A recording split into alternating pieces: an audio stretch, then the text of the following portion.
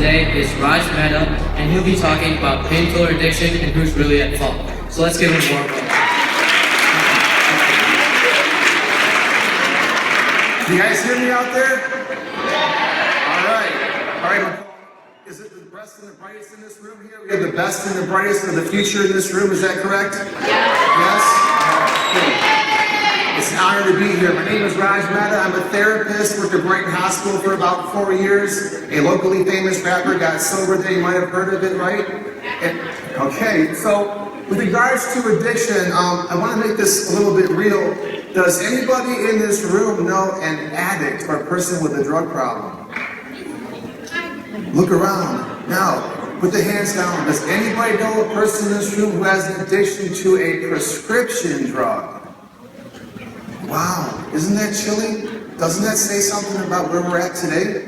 So I want to cover this information. I want your guys' permission to be honest. I have a weird part of my life right now where I tell the truth to people, and I get in trouble for telling the truth. So do I have your guys' permission to tell the truth? All right, so we can move forward. Thank you. All right, the question is Pharmageddon upon us? Pharmageddon is a concept where we get to the point where the drugs do more damage than they do good. And that's kind of deep, isn't it? And we talk about a disease. Has anybody ever heard of addiction being referred to as a disease? Okay, and so what does that mean? A person has a disease. Even outside of addiction, a person has diabetes, a person has cancer. What does that actually mean? Right, there's something wrong. They're out of the dis of ease, right? They're out of comfort. And so the idea is it's an abnormal state. So let me ask you a question. A disease is defined by symptoms and treatable. According to the AMA, for anything to be a disease, diabetes, cancer, whatever, it must meet 2 criteria. It must have symptoms and be treatable. And if it's a really good disease, it's even testable. So addiction, by its very definition, is a biopsychosocial disease. Is that making sense?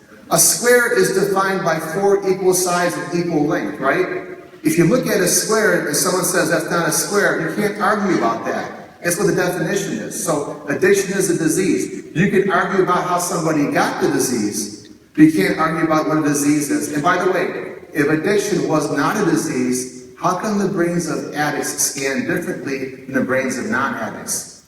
Is that helpful to understand? All right, so we're talking about Pharmageddon, we're talking about diseases.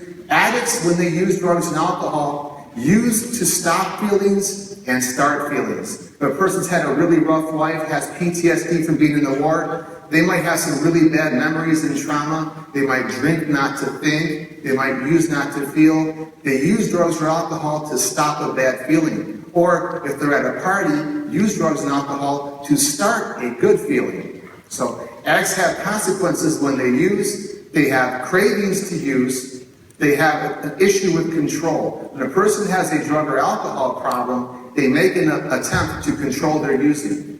And oftentimes they have consequences when they use. By the way, what would be a consequence of a person with a drug addiction? Anybody give an example of a consequence or a symptom of addiction? Right? How about physical health? How about bad liver? Right? How about damage to their physical person? How about anxiety and depression? Right? How about handcuffs? Law enforcement keeps showing up, right? Suicide, depression, absolutely. And so addiction is a disease, and it's got consequences or symptoms when a person uses, and it's testable and treatable. That's the most important thing. It is very treatable. Let's talk about oxycontin today and how this meets the archetype of the perfect drug that created all kinds of problems in America. Has anyone ever heard of oxycontin before? That's pretty amazing. Okay, what is this drug used for in its correct sense? Pain, especially for cancer pain, that kind of pain. So a company called Purdue Pharma, which is a privately held corporation, decided to reformulate this drug. Remember, oxycontin and oxycodone is the actual drug in Oxycontin. Oxycodone's been around for a long time. They couldn't actually repatent that, right? But they patented a way of delivering it. It's called a delivery system. They said in this pill, we have little Oxycontin pebbles in there, right? And they break off over time. They went to doctors, they went to all these doctors and told them this drug cannot be abused because it breaks down slowly over time. And they sold the doctors all these lies, and they also gave them false charts and graphs. And the way I can say this is because Purdue Pharma pled guilty in federal court to doing all these things. They said, hey, we're very sorry, we lied to doctors, said it was non-addictive, it couldn't be abused, and lots of people died and got strung out. And how many people went to jail for that at Purdue Pharma? Wow. But if you get caught with one of those pills, you better get ready to do some jail time. Isn't that interesting? It's pretty powerful. So no one went to jail. They paid a fine of $600 million, roughly. Is that impressive? Pretty good fine? Well, not really when you're making $3 billion a year off the pill in profits. It's kind of the price of doing business. So, you guys know about this pill right here. That's your oxycontin. Guess what that pill was worth in 2010? Won't impress you. 80 bucks. Now, who's good at math? If you have an $80 pill and you get prescribed 90 of those, what's that worth in that bottle? Is there an incentive to get some prescriptions for that pill?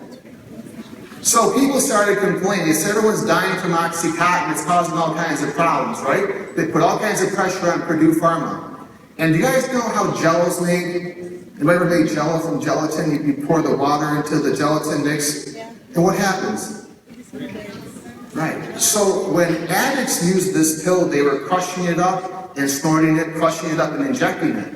And so for a long time, there's been this anti-abuse method called a gelling effect, where you can put this little chemical inside the pill, and if someone tries to crush it up and snort it, it turns into a jelly in their nose or a jelly in their syringe, and those addicts have a really bad day, right? So after a lot of pressure in 2010, Purdue Pharma agreed to change the formula of that pill. And Blue Cross and Blue Shield does an analysis of all their prescribing, right? Guess what the change was in prescriptions for OxyContin as soon as they made it non-abusable? 40% drop in prescriptions for Blue Cross and Blue Shield. So their assessment was that 40% of all people that were getting OxyContin prescriptions weren't using it correctly or for the right reasons. But that's for insurance type people. The other studies showed that the prescriptions for OxyContin for cash paying clients dropped 50%. Is that remarkable? So everybody knows right now that we can actually prevent people from dying by having this gelling effect on these pills. Okay? And how come Big Pharma doesn't want to do that? Why would a company put something in their pills to decrease sales of their pills? Right? Unless they really cared. Right? And the idea behind that is that basically they said there's no studies that prove that putting that gel in that pill prevents abuse, because they paid for the studies and didn't pay for one. Remember, when you're the company that pays for all the studies, you can pick and choose what you study, and by doing that, you can influence the outcome. And you can say with a straight face, there's no proof this works. But we in this room all have common sense, right? Is it helpful to understand? We know it does work, and it does help people. So running some numbers, OxyContin gets pretty expensive. So if I had an OxyContin habit, what might I do to save money? Use a different drug. So at $28,000 an ounce, what's the cost of heroin per ounce? Anybody know that? Anybody know what an ounce of heroin costs? You can go on DEA.org and find out, but I'm just saying, not from the streets, but, you know. Give me a price on that? $8,000 an ounce. Is that better than 28,000? And it's 10 times stronger per milligram. So more bang for your buck. And who provides us in America with the best high-quality heroin on a consistent and reliable basis? Who does that? The Sinaloa drug cartel. Anybody know about El Chapo? El Chapo is a billionaire, and I'm not. Right? So, El Chapo is a billionaire. They put him in a prison, right? And they built him a mile-long tunnel. And that tunnel came up in his prison cell, and they took him out on a motor scooter. Anybody impressed by that at all? Please say you're impressed. That's a hell of a tunnel, okay? So people are saying we're going to build a wall to stop the drugs from coming in. And honestly, that's kind of insulting to the Sinaloa drug cartel, isn't it? And by the way, how many employees does El Chapo have in his organization worldwide? 100,000 people work for El Chapo. That's a pretty good business, right? And how many of those people have aunts and uncles and cousins that work in law enforcement and as border guards and as airplane pilots? Are we going to stop El Chapo? No. Yeah, right? And so other drugs are very expensive too, but let's talk about the price of gold. Isn't the standard of wealth throughout the world gold? Right? So what's the price of gold right now today? Anybody check? About 1,300? So oxycontin and heroin and cocaine are more expensive than gold. Is anybody impressed by that besides me? Is that saying something? So how does a person become an addict? Anybody have an idea behind this flow chart? How does a person become a heroin addict now? Curiosity, but they got to use certain things, don't they? There are multiple pathways into addiction. You see cigarettes, alcohol, and marijuana, and why those are listed there? Because most people have their first euphoria, their first buzz from one of those three items right there. And I ask my clients, please rate the effect of smoking a cigarette when you were 13. The buzz was like a 3 or a 4. Please rate the alcohol buzz when you were 14 or 15. I was about a 5. Please rate your marijuana buzz. I was about a 5 or a 6. And so there's different gateways and pathways into addiction. There is no one way into addiction. Is that making sense? And so when people first use these drugs, what happens to their brains? What happens on a subconscious level? They realize they can change how they feel almost instantaneously, and your brain doesn't forget that. That's called euphoric recall. That's powerful, isn't it? And so when a person has an experience, now they begin trying different pills. Now in the old days, we didn't have access to narcotics like you guys do, because America is 5% of the world's population. And guess how much percentage of the world's Vicodin we consume? 99%. We have 99% of the world's pain? I don't think so. We consume 80% of the world's opiates, and we're 5% of the world's population. Is there a possibility that we're being overprescribed? Okay, and so they try Vicodin, codeine, or Suboxone. Those are Schedule 3 narcotics, right? They're controlled substances. And they feel a buzz, they feel a high. And I said, what does that feel like? They give me euphoria, a 7 or an 8. And then they go on to Schedule 2 narcotics, oxycontin, morphine, opana, fentanyl, dilaudid, methadone. And I say, what did that feel like? It's like a 9. And then when people become addicted to those drugs right there, they move on to heroin. And so what's the problem with heroin besides obviously that it's illegal? Most people can't stand it. Yeah, and it kills people all the time because El Chapo, part of the reason why I really hate him is he cuts all his heroin right now with fentanyl. And that kills people. He has got some of the strongest heroin floating around. It's cut with fentanyl and people die. And those people are often my clients or parents that come to see me after their kids are dead. And Macomb County's been hit really, really hard with this. We lose one person per day in Macomb County from a heroin overdose. And I want you guys to be fed up with that. That needs to end. We know how it happens. 80% of people that become heroin addicts follow this pathway into addiction. It always begins with abusing Vicodins, oxycontin, opana, and morphine pills that are being overprescribed. Now, who's giving people those pills? Doctors. Did you guys do that? I didn't do that. Who gave them those pills? Doctors. Those guys swear an oath to do no harm? I think they did. Let's go on to the next slide. So there's a book called the Dsm Five. Anybody familiar with that book at all? It's a very important book. It covers all kinds of mental health illnesses, right? This is the go-to book. I use it all the time. I do all kinds of evaluations for court, mental health evaluations for CPS, all that kind of stuff, right? So every mental health disorder that you could have is in that book right there. But the DSM-4 was different. The DSM-5 changed the criteria for addiction. This is very powerful.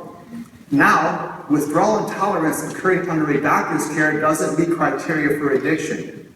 Okay, so what does that mean to you guys? It means that if your doctor gets you strung out on Vicodin or oxycontin or opana, and you say to the doctor, hey, I can't get off this stuff and I'm going through really bad withdrawals, I think you mistreated me, he can say you're not having any kind of addiction, you're under my care. If you get the same pills illegally off the streets, you qualify for addiction. But if it comes from a doctor, it doesn't qualify for addiction. Why would they change the book like that? Because a high percentage of people got it. If you go to court, what can he say? You want to go to rehab? Rehab says, we can't pay for this. You're under the care of a doctor. You don't need inpatient treatment. You need a better doctor. You see how it causes all kinds of problems? And in this book, they begin to change the words of diseases. You guys ever hear what's called manic depression back in the day? Manic depression? Who wants to have that disease? Sounds ugly. Manic depression. She's a manic depressive. And so Big Pharma said, we don't like that name. We want you to change it in your book. They said, what do you want to call it? Let's call it bipolar disorder. Wow. Sounds prettier. More palatable. Right? And what happened to prescriptions for bipolar disorder when that name was changed from that same disease? Prescriptions went up because people had less stigma asking for help, right? Because they had bipolar disorder. They were not manic.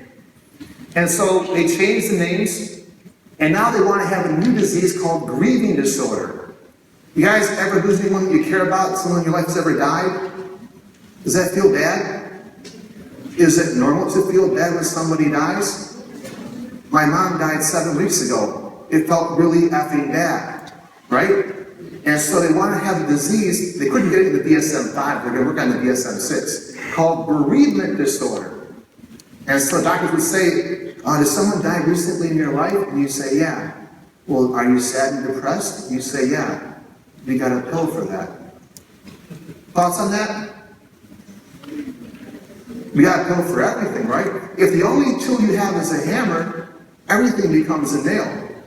You follow my logic on this? And so this is very important. If you're prescribed Vicodin for more than 30 days, what are the odds of you becoming Vicodin dependent? 25%. If you try heroin for the first time, what are the odds of you becoming heroin dependent? 50%.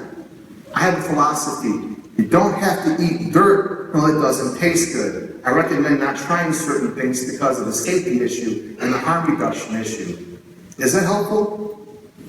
And so, changing these names in Blue Cross and Blue Shield, right now, anybody want to take a guess? How many people right now are prescription opioid dependent in America? 2 million people. Right now in your country, here in modern America, we have 2 million people that if they don't get that pill in their belly, they're going to get really sick, vomit, and diarrhea all over themselves and want to get that pill really, really bad. Okay? And how many heroin addicts are there in America right now? 500,000. So in your guys' America, who the adults gave you, I want to apologize on behalf of adults, all people that are in this room, they hand you in America with 2.5 million people that are dependent on opioids in one form or another. What's bad about that? Drugs prevent people from reaching their full potential. You can't be the person that you were meant to be. You can't be your authentic self when you're constantly craving drugs, avoiding consequences from using drugs, and trying to find a new way to use drugs in a functional manner and keep the heat off of you and keep your mind together, keep your self-esteem up. It's difficult, isn't it? All right. As far as deaths go, in 2014, we had 14,000 people die from prescription drug overdoses. And so in 2015 was the biggest change in American history. In 2015, for the first time, more people died from prescription drug overdoses than all illegal drugs combined together. I'll say it one more time. In 2015, more people died from prescription drug overdoses than all illegal drugs combined together. Elvis Presley never used any illegal drugs. Elvis Presley died of a drug overdose. Michael Jackson never used any illegal drugs. Michael Jackson died of a drug overdose. Prince allegedly never used any illegal drugs. Prince died of a drug overdose. How'd that happen? Prescription. So, you guys know about the idea behind linguistic philosophy and what's important to a culture? Say, for example, for the Inuit, there's 24 different words for snow because snow is very important to their culture, right? The most valuable real estate in America is on those corners, on mile roads, right? Very valuable real estate. What kinds of businesses do we find on those corners with valuable real estate in America? Banks, fast food, and what else? Drive-through pharmacies. right? How many slang terms are there for marijuana, heroin, and other drugs in America? More than 24? How many slang terms are there for money in America? More than 24? How many words are there for love in America? Just one. You could make the argument that in America, drugs, money, and fast food are very important to our culture. And when drugs, doctors, and money intersect, we seem to have all kinds of problems, right? So I'm going to prove that point. If you guys in this room are interested, you can go to a website called Dollars for Docs. So you got some time to kill. You want to say, I wonder how much money my doctor got from Big Pharma. And you can go online and check. That's an excellent example. Go Dollars for Docs, ProPublica, put your doctor's name in the search engine, discover how much money he's getting paid. Do you guys think that being given hundreds of thousands of dollars might influence a doctor's prescribing practices? Do lobbyists influence congressmen? I got in trouble. Doctor said, that money doesn't influence my prescribing at all. That money is for me to educate people on drugs. I said, all right, that's your argument. We're out of time, guys. Any comments or questions?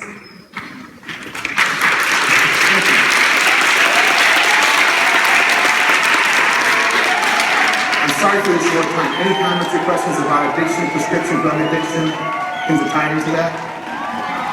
Yes. How does like the government regulate pharmacies from lying to doctors and all that?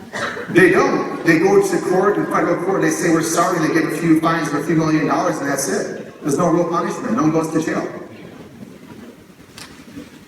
But get caught with one Adderall, that's a felony. You guys know that. One Adderall in your pocket that doesn't belong to you is a felony. One oxycontin in your pocket doesn't belong to you is a felony. Yep.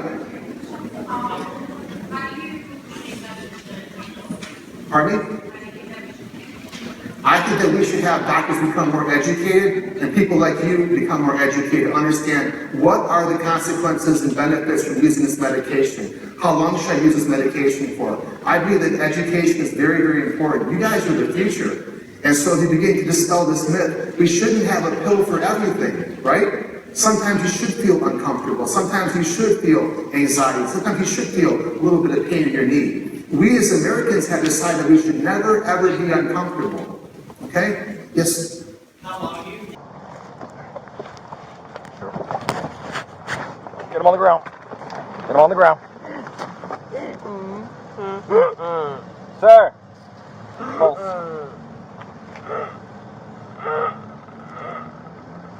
What's his medical history? I don't know. They just picked him up 10 minutes ago. You just picked him up? Yeah, he's like, I need some money. Can you put me to work? And I said, yeah. He's got a pulse. He's breathing, so. You got that?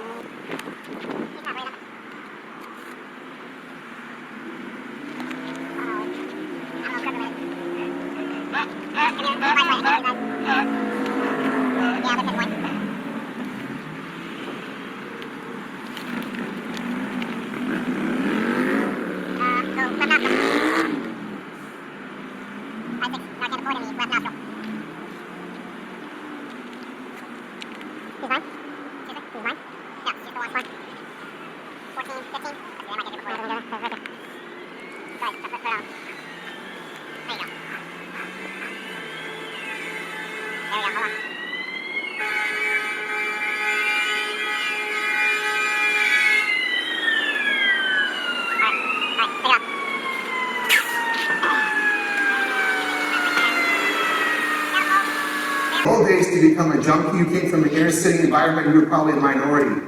Now it's this pathway into addiction from prescription drugs. And it's crossed over into white suburbia significantly. Yep. It's very difficult to say, it depends on the person. Me personally, I have a very high success rate, but I have a very interesting method of dealing with that. There's a shot people can get, it's called Vivitrol. If you get that shot and try to use an opiate, you don't feel any high at all whatsoever. And so there's all kinds of ways to treat addiction. But right now, Big Pharma wants to focus on giving addicts more pills. So if you have a heroin addiction, they want you on Suboxone or Methadone. And treatment is very expensive. Right in hospital is $500 a day without insurance. Any other questions? Yes. A little bit louder, please.